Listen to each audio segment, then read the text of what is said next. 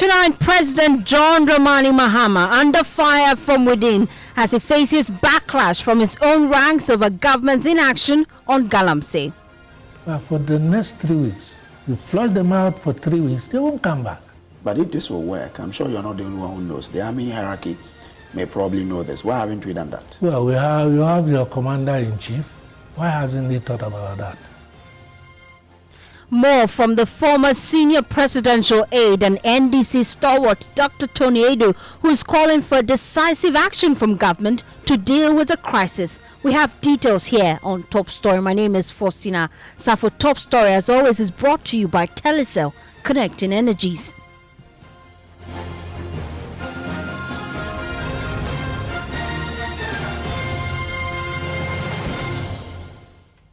Thanks for choosing us. We're your home of independent, fearless, and credible journalism. Tonight, a leading member of the governing NDC and a former senior presidential aide, Dr. Tony Aidoo, has criticized government over its handling of the Galamsey crisis.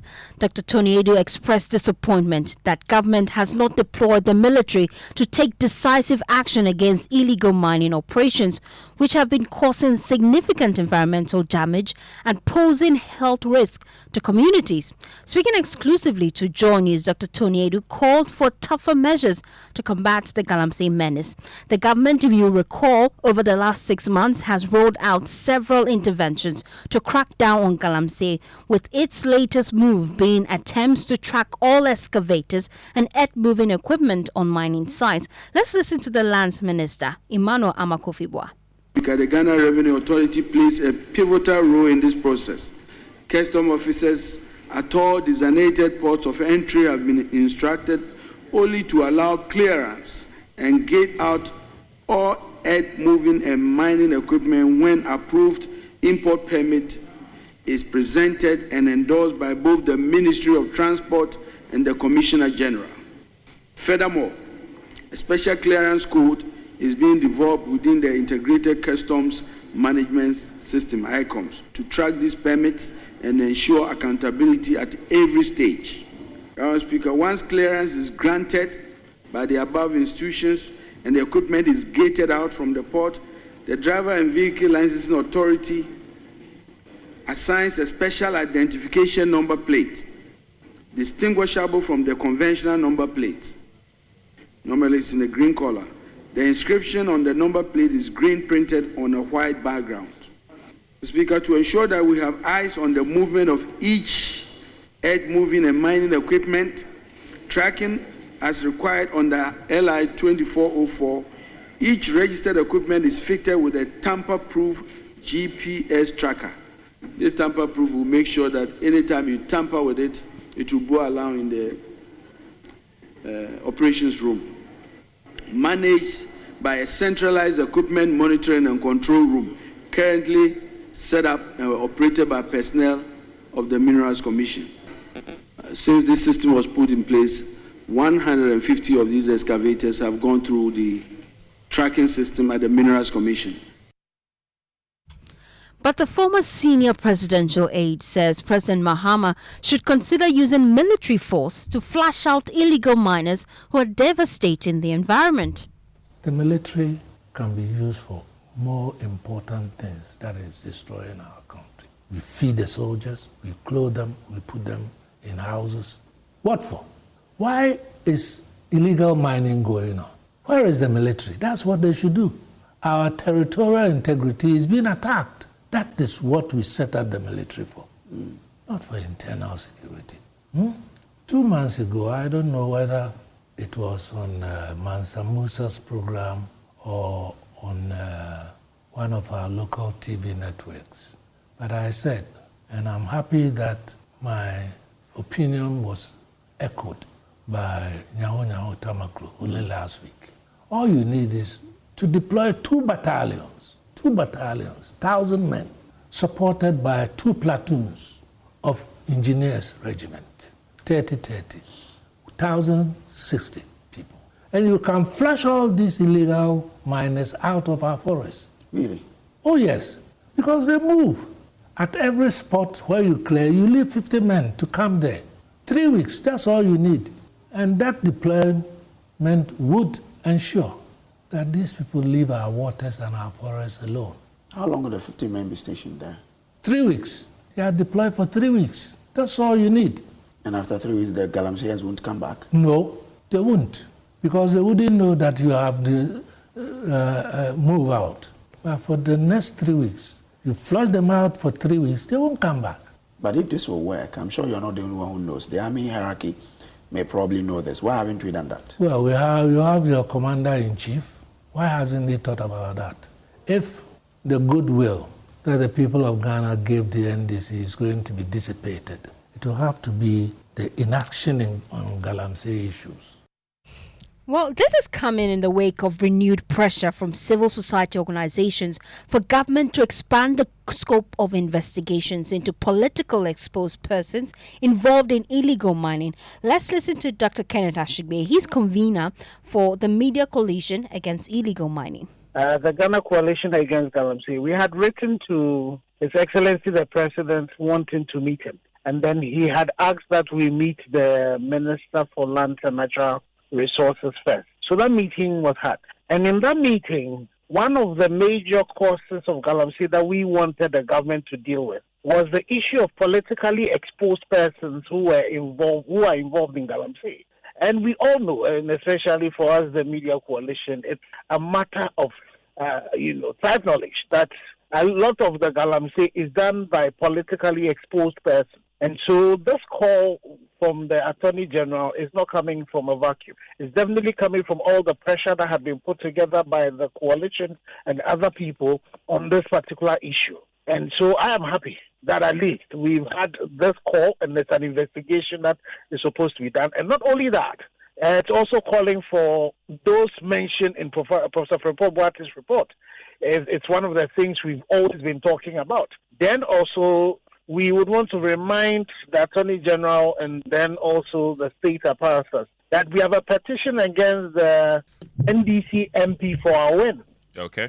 He was being accused by his chiefs of being involved in Galamsey. He says it's not true. He counter-accuses the chiefs. That also needs to be looked at. Okay. There's also the issue of the NDC constituency chairperson for Axim, who is also being accused of involved in Galamsey, trespassing on the land of some large-scale miners. There is also the NDC constituency chairperson for Dunkwa. He was accused on, and it was live on Joy FM when Erastus, one of the Erastus, where he was confronting a legally mandated task force who had gone in to deal, asking that he's not being informed and all of that. Right. So all of these politically exposed persons need to be dealt with. Okay. If we want to really resolve the issue of Galamsey, the illegality and irresponsibility, we need to make sure we're doing this.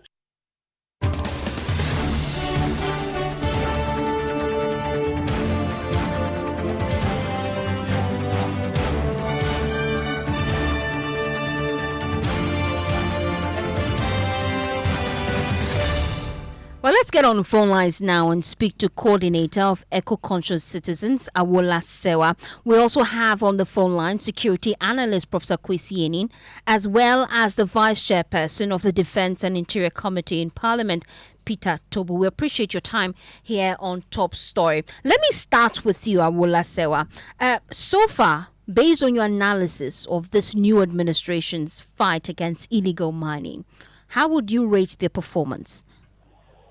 So what I would say is that the demands we made in the run-up to the elections have been met. We asked for a targeted state of emergency. That has not happened. The president himself now acknowledges that Ghana is facing a national emergency. So I'm sure that very soon he will declare a state of emergency to remove the environmental terrorists from our water bodies and our forests. Remember, they have declared war on Ghana. Wasting water bodies is a war crime. And we asked for LI 2462 to be repealed. This has not happened. We asked for all persons named in Professor Boate's report to be investigated. It's now that the Attorney General has so directed. We asked for a pause in community mining because so many, or small-scale mining, so many licenses were being issued. And the monitoring regime is pretty weak. I can't say that we are happy with what is being done because we face an existential threat. We are on the verge of a catastrophe, rising kidney disease, maternal deaths, deformed babies, contaminated food. What are we waiting for? So I'm saying that there's much, much, much more to be done. And it's good news that we now want to investigate persons who are supposedly involved in illegal mining. But as Ken Ashigbe said, we have mentioned other people. So everybody mentioned, whether politically exposed or not, whether from this administration or the past administration, should be investigated and prosecuted if need be. We've been hearing from Dr. Tony Aidoo, a stalwart in the NDC, suggesting that we should deploy the military rather in dealing with this menace. Do you support that? A more forceful response should be adopted? You see, if we are going to declare a state of emergency, we are expecting the military to go there. What are the military doing? We are at war. The environmental terrorists have declared war on us. But I don't believe in shoot to kill. What I believe the terms of reference should be, go to the hotspots, forest reserves, wherever they are, water bodies, and remove the environmental terrorists and their equipment. You don't go with the intention of killing. But of course, if they open fire, or if you have to kill to defend yourself, so be it. But that's not your primary aim. Your primary aim is to go to the hotspots and remove the environmental terrorists. Of course, you need your armed forces. How else are you going to deal with this matter? They are environmental terrorists. Some of them are highly armed. The Blue Water Guards cannot help you. You really need robust measures to deal with this existential threat. Really? Knowing that government is yet to deliver that state of emergency verdict, which you, civil society, have been pushing for all this while, how would you rate the performance from the scale of 1 to 10, with 10 being the highest? Well, I'm very hesitant to do that, but I am rather interested in saying what our demands were and showing that they haven't been met so that your listeners can draw their own conclusion. We have not declared a state of emergency. We have not kept our promise to repeal LI 2462. We've amended it, which does not help us because you still have unfettered access to the forest reserve. Even as far back as, I think, May this year, an entry permit was issued to a forest reserve. We have not, it's now that we are going to supposedly investigate those named in Professor Frimpong Boateng's report. So if you look at the demands we made and you look at those that have been met, I think we can all draw our own conclusions. Not enough has been done. We don't seem to realize that we face an existential threat. The good news is that it seems to have now dawned on the president. So hopefully in the days to come, he will declare a state of emergency. And let me say very, very quickly that it would seem that those fighting illegal mining are those who are sometimes quickly arrested. For example, you have activists in Atronsu who are fighting illegal mining, fighting to protect the Atronsu stream. They rather have been criminally charged, and before that, being made to go to the court time after time, and the police hadn't finished with their investigations. So we are calling on the IGP to investigate this case and to drop all charges against the Atronsu activists. This will show that we are all interested in fighting illegal miners, and not rather siding with the illegal miners and arresting and prosecuting the activists. Awala, stay with me. Let me bring in the Vice Chairperson of the Defence and Interior Committee in Parliament, Peter Tobu. We appreciate your time here on Top Story. You're in a position to directly influence policy. Do you agree with Dr. Tony Aidoo that indeed government has failed to act decisively when it comes to illegal mining? Thank you very much. And let me take this opportunity to say good evening to your cherished listeners. Illegal mining has become an existential threat, and we all know that. It has threatened our nation's very foundation. I think that the answer is very clear in this Constitution. If you go to Article 83 of the 1992 Constitution, the national security is composed in such a way that when something threatens the very existence of the nation, you activate the national security structure. It is chaired by the President, and the Vice President is a member. We have ministers from the Ministry of Foreign Affairs, in Defense, Interior, Finance. It is for a purpose that the National Security Council is constituted like this. If we reduce this fight to just a security fight, you'll be thinking that it is a police duty. This is not a law enforcement matter. You'll be thinking that it is a military duty. This is not just a matter of defense. It is a national security matter, and the whole structure within Article 83 must be looked at. That the finance minister will have a role to play. There are a lot of foreigners getting into Galamsey. The Minister of Foreign Affairs will have a role to play. In fact, there is a lot of crime involved. The Interior Minister will have a role to play. So this is, in fact, it's a multifaceted approach that we have to look at. And we have to activate Article 83 in the Constitution. I think that we have a way out. The truth is that if you put 10,000 soldiers on the ground and put 10,000 police officers on the ground, are you going to keep them there forever? You are dealing with the security aspect of the matter. But the matter of Galamsey is not just only security. There are several other matters. It is a matter of economy. It's a matter of survival. And all these young people who are in there, can we get to a point that we can actually get them out of our forest bodies and get them out of our water bodies and find a way to let them mine legally so that at least the mining can go on without destruction to our water bodies? Is it possible? If that is possible, that will be an innovation that will end the war against illegal mining. Where you sit, you do not support full-scale military deployment to mining sites. Is that the case? Full-scale military deployment or security deployment to mining sites is just one leg of the treatment that we'll be looking at. If you do that and within a month, are you expecting them to be there forever? The day that the military will leave, the miners will go back. So we need to find a way that if the soldiers are deployed within 6 months, let's have a plan. 6 months, nobody will go to the mine because the soldiers will be there. Within that 6 months, behind the scene, a lot needs to happen to ensure that after the operational period, if we are returning to mining, we are returning to mining decently. If we are allowing the young people to go back to mining, we are allowing them to go back under regulations. If not, the soldiers remain there forever, and that is not also a possibility. But what concrete steps are you taking, especially as a key member of the Defense and Interior Committee, to push for stronger enforcement and accountability? For example, civil society, they've been calling for a declaration of a state of emergency. That hasn't happened.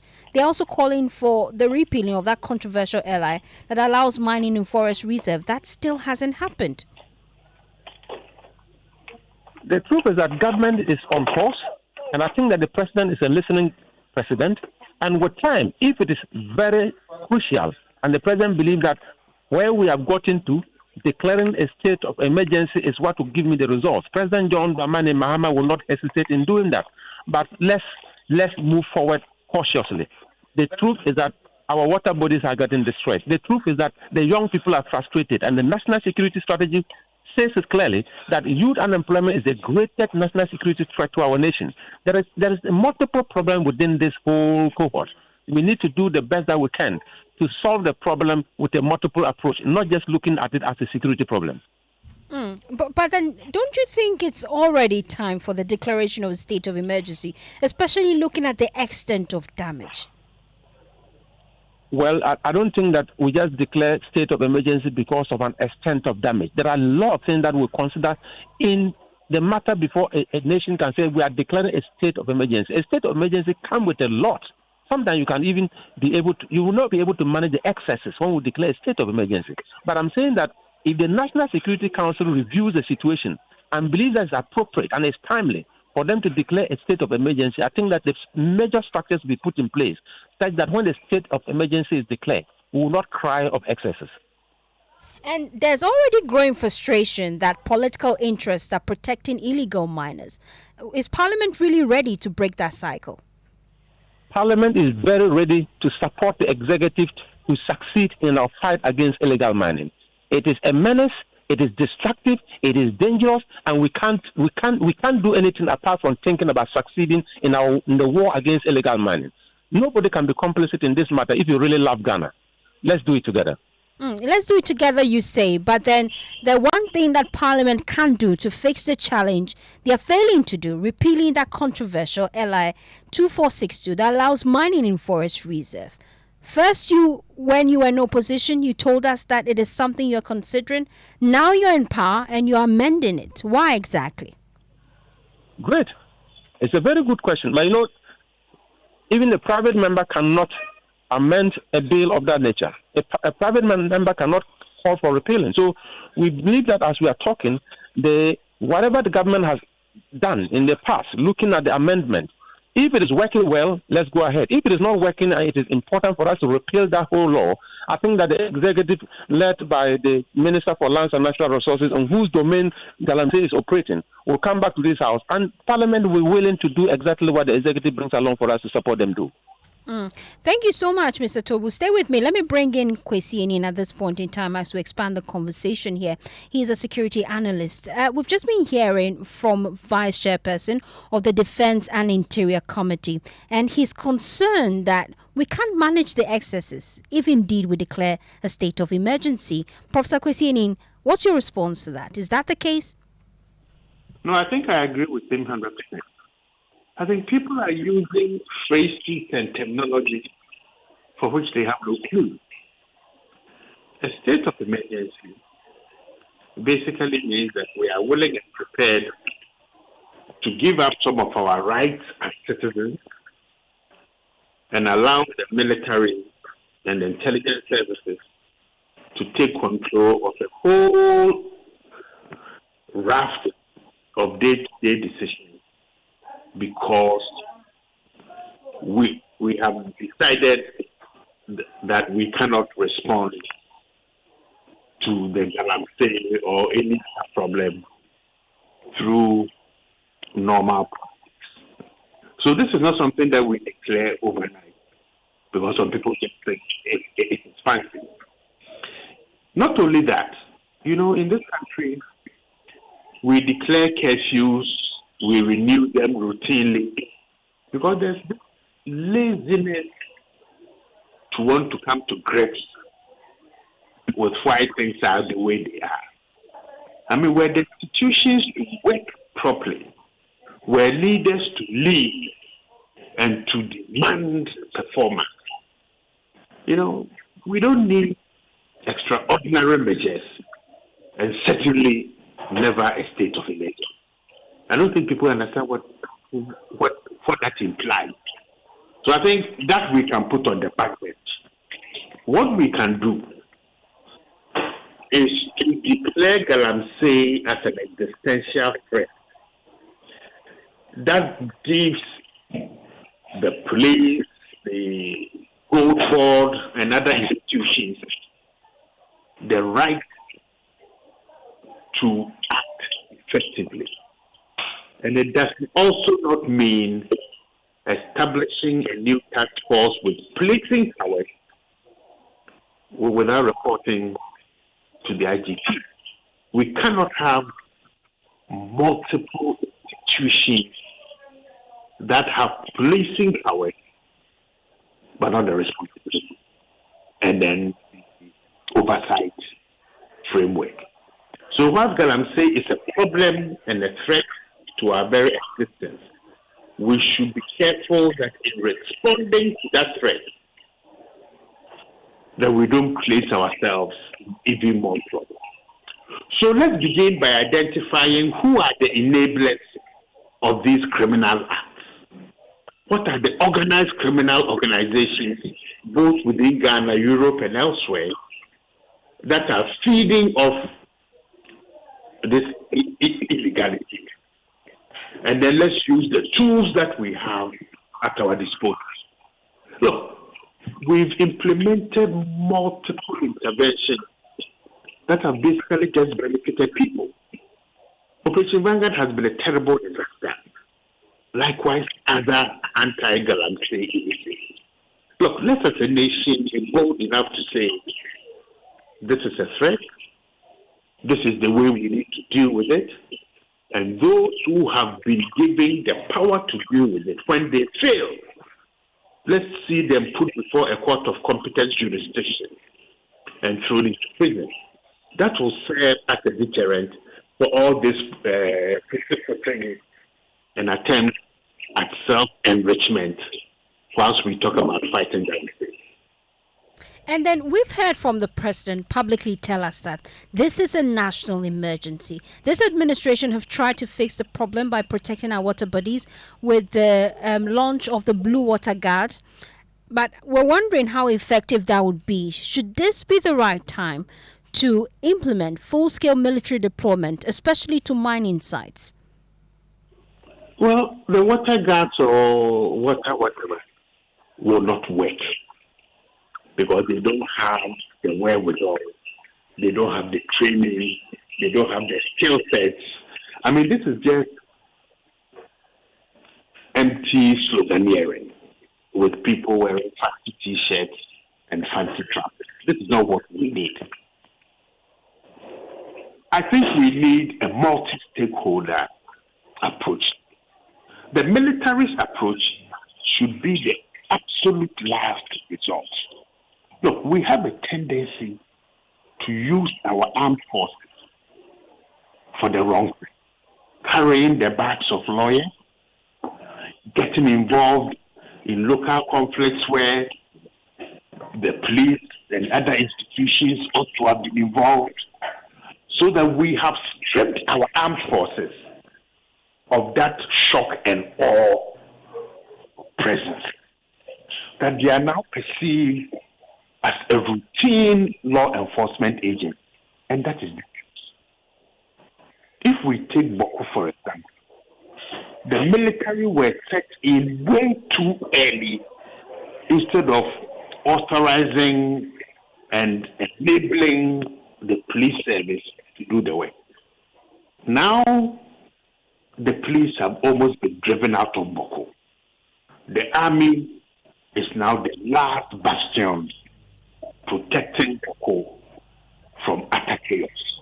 I've warned against this for several years. We shouldn't do the same mistake with the Galamsey. We have institutions, they have their vision, mission, and mandate. If those who lead those institutions cannot deliver, Their Excellency, sack them, because they are not helping your reset agenda. And we will love you even more for that.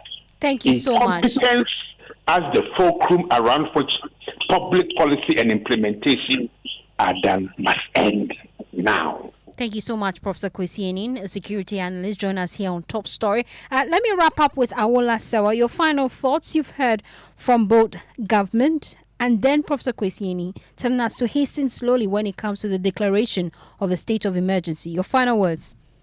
Well, I don't know how slowly we want to go. We face an existential threat. We're being poisoned.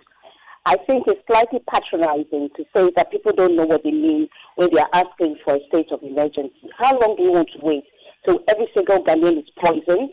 Of course, it's a multifaceted approach, but a state of emergency is vital. We are being poisoned.